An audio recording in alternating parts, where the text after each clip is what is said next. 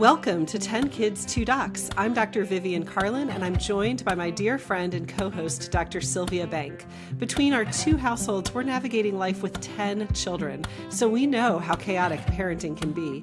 As Johns Hopkins trained pediatricians, we also know the science. Our goal is to bring you the best of both worlds, medically sound, trustworthy advice, and practical, real-world insights as we dive into the trials and triumphs of parenting. Please note this podcast is not intended to be a substitute for medical advice, diagnosis, or treatment from your doctor. Welcome back.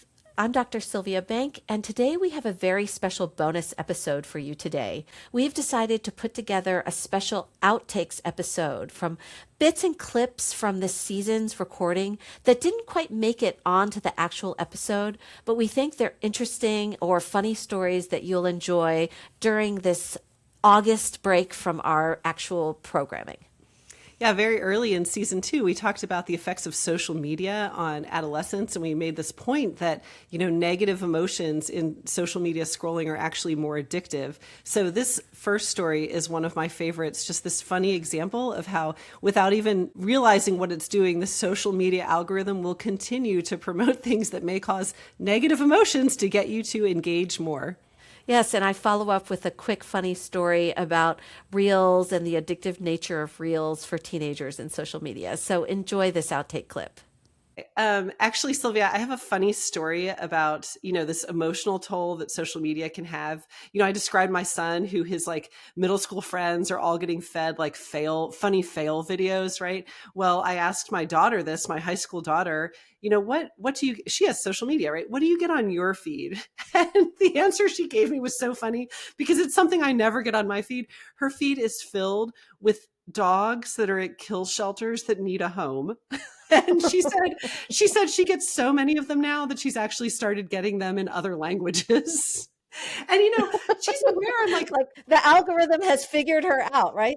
They might even be bots. I don't even know that these are real. And she's like, I know. She's like, it actually causes me to get off of social media because I'm so tired of learning about these dogs that are going to die the next day if nobody adopts them. So anyway, just as a side, I mean, you have to laugh at in parenting as well. So I thought that was a good one. Yes. I think my funniest social media story is, so my oldest son is the king of Reels. He will go through the Reels and he will send people Reels. That's honestly how my teenagers communicate with each other, is they send each other Reels. And my oldest and youngest are 6 years apart. And when my oldest was driving, when he was still living at home, occasionally I would ask him to pick up his younger sister, at Girl Scouts or at band camp or whatever. And notoriously, he would just forget to get her. He knew he was supposed to pick her up, but he would just forget about it because he can be a little absent-minded. And then she would be stranded there and I would get a text or a call from the teacher who was like, who's picking her up? Anyway, so this is an ongoing joke in our family. And now they're older, right? But sometimes when I was working this summer, she would need to get picked up from work. And I would ask her brother, hey, can you get her from work? Sure, no problem. And she was always hesitant, being like, okay, you're going to remember to pick me up, right? You're not going to leave me here. I mean, she has flashback memories from when she was 8 and abandoned at Girl Scouts. And she's like, I'm going to text you. And her older sister was like, don't text him. Just send him a reel. He'll see it instantly. And then her brother was like, yeah, just send him a reel that's oh, dude, you forgot to pick me up. So we were joking that she needs to find this reel somewhere on Instagram. And when it was time to pick her up, send that reel to her oldest brother. And then he would obviously instantly see it and then go and pick her up. That's the best way of communicating with him. Oh, that's funny. Now, during season 1, we also did an episode on school discipline, detentions, suspensions, and we shared our own stories about getting into trouble when you and I were in middle school and high school too, Vivian. Yeah, I was very surprised, actually, that you had been suspended, Sylvia. So this is a story of a school disciplinary situation that happened to one of my children when they were in middle school. And it's a little bit of a long, drawn-out story, but it is a funny one, and it kind of describes a little bit of how school discipline has changed since we were growing up in the 80s and 90s, and how they handle things now in the 2010s, 2020s. This is a middle school story where my child was called into the principal's office. So this is like the beginning of 6th grade. Boys in 6th grade are going through puberty. They have some hormones. It can be a little bit aggressive at times. Things can Sure. get carried away. And my son was playing after lunch inside in the gym, playing basketball with a bunch of his friends from elementary school and a friend that he knew from soccer that went to another elementary school, and they were all playing together. And somehow in this like roughhousing basketball play, the child from the other elementary school had the basketball, and then all the other boys kind of piled on top of him. And it was fun until it wasn't. So Okay. unfortunately for this boy who didn't know any of these other kids because they didn't go to the same elementary, he was kind of like jumped upon because he was the one with the basketball. Oh, right, right, right. And what wound up happening is later after the incident, the boy kind of felt a little bit like he was targeted. You know, he Yeah, didn't yeah, because know he's these the kid kids. that doesn't know anybody. Yeah, Right. sure. And then he like told his mom, and I think his mom kind of was concerned that maybe he was bullied. What Hmm. exactly went on here? Hmm. So I was friends with the mom, and she was actually called that night to find out from my son what had happened. You know, like Okay. she heard Okay. the story from her son. Her son said this boy from soccer was there. And then I get the call. So my son can explain to this boy's mother, like exactly what went down. So after this happened, we told my son, you know, you're probably going to be called into the principal's office tomorrow, right? Mhm. An Yeah. official a bully report was filed. The principal's going to have to Oh. figure out what happened, right? Oh, okay, yeah. So it So we escalated. right. Yeah. So once that happens, you know, online, you file the bully report. I told him you're going to be called in tomorrow. And then so that was this dilemma. So it was funny because my husband, you know, grew up in the 80s, and he was like, "Oh, you don't tell the principal anything. You just Oh, kind of say." really? Your Yes. husband said this? Yes, he was like, Oh my gosh, I'm "You so just surprised. you know, say, I don't know what happened. Just deny everything. And then you and your soccer friend just need to take care of it after school." And Oh, what did he mean I'm by like, that? you know, whatever, like, you know, retribution outside of the school. I'm like, what?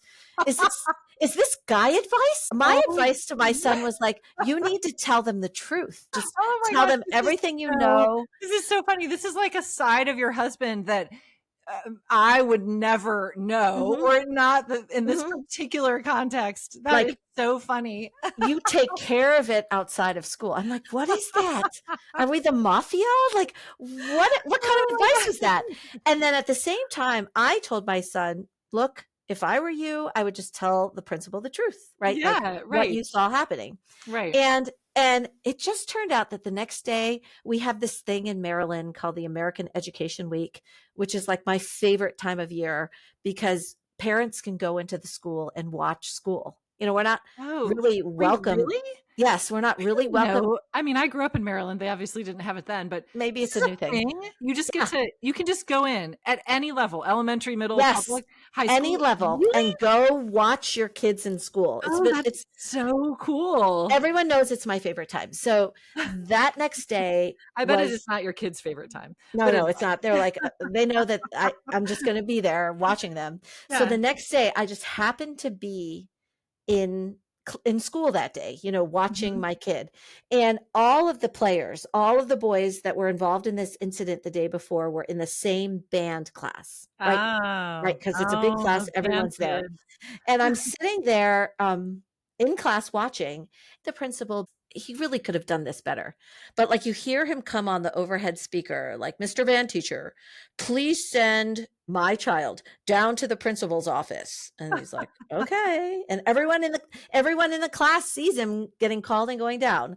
And then he comes back, and not a second later, the principal comes on the PA and is like, Mr. Band Teacher, please send the first person that my son accused down to the office. And it Oh, was, everybody no. saw it. Everybody saw him snitching. It was like Oh, in no. public view to all of the band.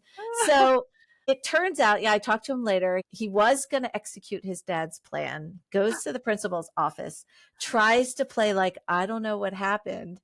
And then with a little bit of pressure, he totally cracked. Caves. He caved, he Yes. cracked. And I think the thing about it was like, my husband's philosophy is like, you don't really want to get anyone in trouble, right? Right. So don't Right. implicate anyone, just kind of settle it like boys later, right? Yeah. Without having Yeah. it be anyone suspended, anyone have detention. That was kind of the philosophy, Yeah. because the Yeah. principal's just going to get everybody in trouble. Yeah, this is a But tricky one because it was clearly a group. It's not like your yes, son can just take the fall for everyone. right. It was clearly a group event. Yeah. Right. And my son actually didn't pile on top of the boy. Like, he Mm. just watched it. So at the end of the day, I think the thing that really shocked my husband is that after talking to all the players, the principal decided that it actually wasn't a bully event. Oh, good. Okay. Yeah. That's very And then said, reasonable. like, he Yeah. wasn't bullied. People said they were genuinely sorry. We didn't mean to hurt you. Yeah. Yeah. And no one was suspended. No one was given detention. That's how it resolved. And my husband was pleasantly surprised that it wasn't just like everyone involved is punished. You all get Yes. detention, which is kind of, I think, what we were more used to in our childhood. Yeah. Yeah. Honestly, maybe Yeah. my husband got detention more than I did, but Yes. and he was pleasantly surprised that the principal actually took the time to interview the players, really figure out the Yeah. scenario, and actually make a thoughtful decision for this scenario. Yes, So, actually. I like that. So yes, this was informative, instructive for both your son and your husband. right. That, Yeah. maybe things have changed when it comes to discipline and school discipline. That was fun. Now we're going to turn to a little bit more serious note. Our vaccine episodes did prompt a lot of questions, and this particular outtake addresses a question that we got again and again. So, based on our first episodes that we released with you, and we put some of that information on social media, we've actually gotten some feedback that I would love to hear you address specifically. Okay. And one of the things that constantly was coming up is that a lot of people would post the vaccine insert, the information sheet that comes with the MMR vaccine, and they list all the potential adverse effects of the MMR vaccine. And one of them that people highlighted time and time again based on our show was that encephalitis was on the MMR adverse effect list. So I would love to hear you address that point that people were making based on our first set of episodes. Yeah, I think the most important thing to start with is what is a package insert and why is it there? So a package insert is an FDA requirement for any product, be it, a prescription drug, a vaccine, whatever is being, even we have vaccine inserts for all the chemicals, like it's called a chemical safety data sheet. And the package insert is a very specific document that has to have specific things in it, like what are the ingredients, what are the what did the trials show about the efficacy, what did the trials show about side effects, and very similar to VAERS, anytime you do a vaccine or a drug trial, any reported side effect gets put into that bucket. So even if you have a car crash, if you're in either the placebo or the vaccine arm, that gets reported as a side effect. And if it was reported, it goes into the vaccine insert. So when you look at one of the ones that comes up frequently is sudden infant death. So the DTaP must cause sudden infant death syndrome.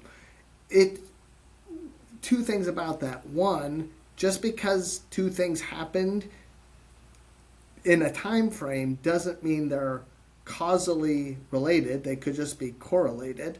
And two is you also have to compare the side effects in the placebo group with the side effects in the non-placebo group. And when you look at those two things, more often than not, like fever or soreness, they're pretty similar, right? And if they weren't, the FDA would say, this has too much risk, we're not going to approve it. But from a legal standpoint, they have to report everything that's in there, whether it was causally related or not. So it's much like the VAERS reporting system where anybody can put anything. And you have to do the second step of safety monitoring to really know if there was a true causal relationship or not. And there are plenty of times where a drug is approved, and as they're doing the secondary monitoring, they're like, oh, this actually is a real thing, and they either pull the drug or change the indication. The same thing happens with vaccines. Just because something's listed as a side effect or a potential effect doesn't mean there's a causal relationship. And we've seen that over and over again looking at sudden infant death syndrome. We know that the most common time for babies to die of that is between 1 and 3 months of age. Guess what happens at 2 months of age? Vaccines. But if you look at the rates of vaccinated or non-vaccinated, it doesn't change it whatsoever. If anything, it actually goes down in the vaccinated. But though there's a reason why there's safety monitoring systems and long-term monitoring of outcomes for all of these things is to make sure they really aren't there. But from the company's standpoint, they have to put it all in there. It's a requirement. So just because it's in there doesn't mean it did it. It just means that it is reported that it's there. Great. Well, I hope the listeners have enjoyed this special outtake episode from some of the funny or more interesting stories from season 2. We hope that you will join us for the beginning of season 3, starting at September. I can't wait for the programming that we're going to share with you. Me too. Sylvia and I are busy getting 9 of our children, I think by my count, settled into their next year of schooling, as I'm sure many of you are too. So I hope that goes well, and we will join you again in September. This is 10 Kids, 2 Docs. I'm Dr. Sylvia Bank. And I'm Dr. Vivian Carlin. We'll see you next time. See you next time. Thank you for listening to 10 Kids, 2 Docs, hosted and created by Sylvia Bank and Vivian Carlin. If you enjoyed this episode, please subscribe and recommend our podcast to other listeners. Visit our website at 10kids2docs.com, where you can find links to social media and leave comments or suggestions. Back next week with more topics in parenting.